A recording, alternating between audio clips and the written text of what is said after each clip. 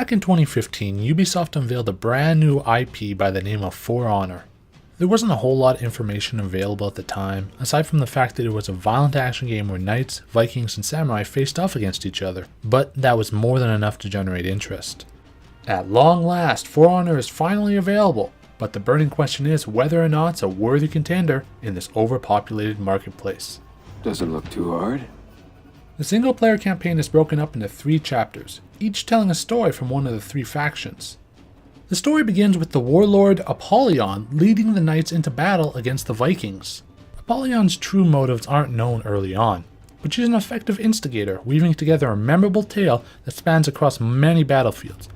As the plot progresses, players will gain levels and unlock feats that can be used in battle, adding a slight RPG element. The story, while short, will succeed in holding your interest throughout, even though the payoff isn't as memorable or emotionally charged as it could be. Now what? As impressive as the story mode may be, many players will likely spend a good portion of their time in the various multiplayer modes. This includes Duel, Brawl, Skirmish, Elimination, and Dominion. Duel is a one-on-one fight, while Brawl is 2-on-2. The remaining 3 modes are all 4v4 team battles, with some differences between them. Elimination is a simple team deathmatch where players try to kill one another. Skirmish is pretty similar, except instead of just killing an opponent to knock them out of the match, points are awarded for each successful kill. Dominion is our personal favorite, with the goal of capturing 3 annexed zones in a map. After a team scores 1,000 points, their opponent will enter into a break status, in which restricts their players from respawning. Unfortunately, publisher politics somewhat sour the multiplayer experience. Careful with that ego. The microtransaction implementation is a bit aggressive, even by Ubisoft standards, especially considering matches will net you insignificant amounts of in-game currency that's used for character customizations. One of the more interesting multiplayer features is the faction war, where the world map is altered by the results of every competitive match. Every player aligns with either knights, Vikings, or samurai, and are awarded assets based on their performance in battle. These assets may be deployed in different areas of the map, and whichever faction has the most assets ends up gaining control. After each 10-week season, the battlefield is altered based on which faction ended up in control, so an area that originally had a Viking appearance may reflect a samurai takeover. How well this plays out will be revealed over time, but this is an interesting way to keep players engaged in multiplayer. Each faction has 4 playable heroes. The Vanguard is the most balanced and perfect choice for beginners. Heavies are tanks that can deal a lot of damage and take plenty of abuse, but these lumbering hulks are not known for their speed.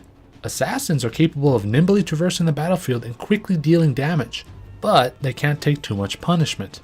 Finally, hybrids combine attributes of 2 other classes, and each faction's hybrid is quite unique. No class is inherently better than the other, so it really boils down to which hero fits your playstyle. Now, the Art of Battle system is an incredibly original gameplay mechanic. This guarantees that anyone who goes into a match and just button mashes is going to have a bad time. In a nutshell, the left trigger activates the block and locks onto a target, while the right analog stick changes the direction of the guard and attack angle. It can be a bit awkward at first, but with practice it'll start to feel natural.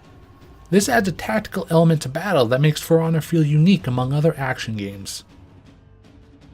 On a technical level, For Honor is top notch. The environments are simply gorgeous and the character models have extremely fluid animation in battle.